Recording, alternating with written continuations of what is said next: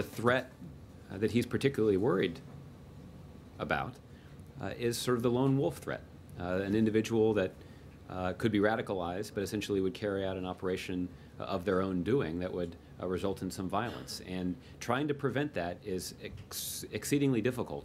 Exceedingly difficult. That's what Presidential Press Secretary Josh Earnest calls the fight against lone wolf attacks, situations very much like what we saw in Boston earlier this week. Will they become common? Joining us now, former New York police officer and Secret Service agent Daniel Bongino, Skyping in from Maryland. Dan, we appreciate your time. Welcome to Newsmax Prime. Great to be here. Thanks for having me. So, Dan, we saw what happened earlier this week in Boston. There have been those who say the lone wolf or lone rat attacks are the new normal. Do you agree with that? And how bad do you think this might get? Well, I think it could get very bad. And the problem with these attacks, from a former federal agent's perspective, when I investigated these types of cases, is when you have a, let's call it a formal terror network, and I'm using that term formal loosely, obviously, but a network, you have interactions, you have money changing hands, you have people talking, weapons changing hands, email communications, stolen credit cards, typically, untaxed cigarettes is a big deal. All of these things leave investigative breadcrumbs. Those investigative breadcrumbs make it easier for law enforcement to pick those breadcrumbs up and find the subjects before they do these terrible deeds.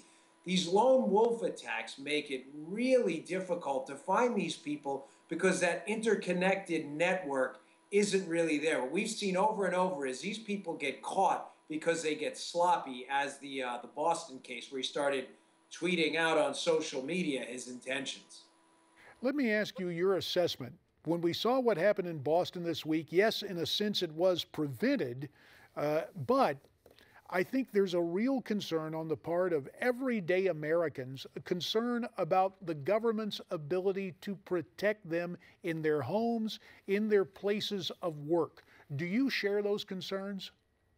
You know, I'm really glad you asked that question, because I consider this almost a public service, having been inside the federal and local law enforcement operation. It is incumbent upon every American to fight for their Second Amendment rights. This is not a tangential argument. I'm not trying to take your show in a different direction. The police do a wonderful job. So do the federal agents when they can. But the police's job is to enforce the law. Their primary role is not to protect you per se. If that was their primary role, then you could just call up the police department and say, hey, I demand the cops sit in front of my house 24 hours a day. Of course they can't do that. Their job is to enforce the law. That's why these self-protection rights, the Second Amendment, the ability to learn to protect yourself and to not be reliant on the law enforcement operation as a first line of defense is so important. One of these lone wolf attacks in any small business, in any small or large town in the United States, not only you have the violence potential, but you're going to shut down possibly that town, and you're definitely going to destroy that person's business. That's why all of this, our freedoms, are so important. I can't emphasize that enough. And when you talk about Second Amendment rights, Dan, you're just not talking about home and hearth and family. I presume you're talking about having concealed carry permits, being able to protect yourself at all times, correct? That is absolutely right. I mean, when you look at the attack in the Westgate Mall in Africa, do you know how many people unnecessarily had to die there because they couldn't coordinate an appropriate law enforcement response? They couldn't even pull the planning documents off the internet for the mall because everybody was logging on to the mall's website to look at them. This is the kind of thing where without a firearm and your training to protect yourself, you're nothing but a sheep in a world of wolves. You know, these people are there to kill. They're not there to negotiate. These are really terrible people. And these aren't scare tactics. I want to be clear on this. The chances of this happening to you are extremely small. But better to be prepared and not need that preparation than the other way around. A couple of minutes remain. I want to return to law enforcement, given your background and also given your interest in public policy and perhaps one day political office. We understand that the Boston cops, the FBI, able to listen in on phone calls that broke the case up there, Where do you stand on the Patriot Act, which has now been amended, if you will, into the USA Freedom Act?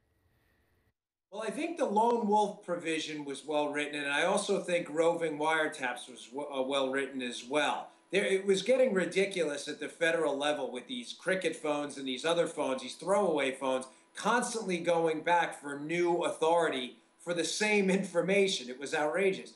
But 215, which was the business records provision, which was written, and that was the authority for the metadata collection, in my opinion, was written sloppily. I think we were sacrificing a bit of liberty for security right there, and the security component of it wasn't as genuine as people are trying to sell us.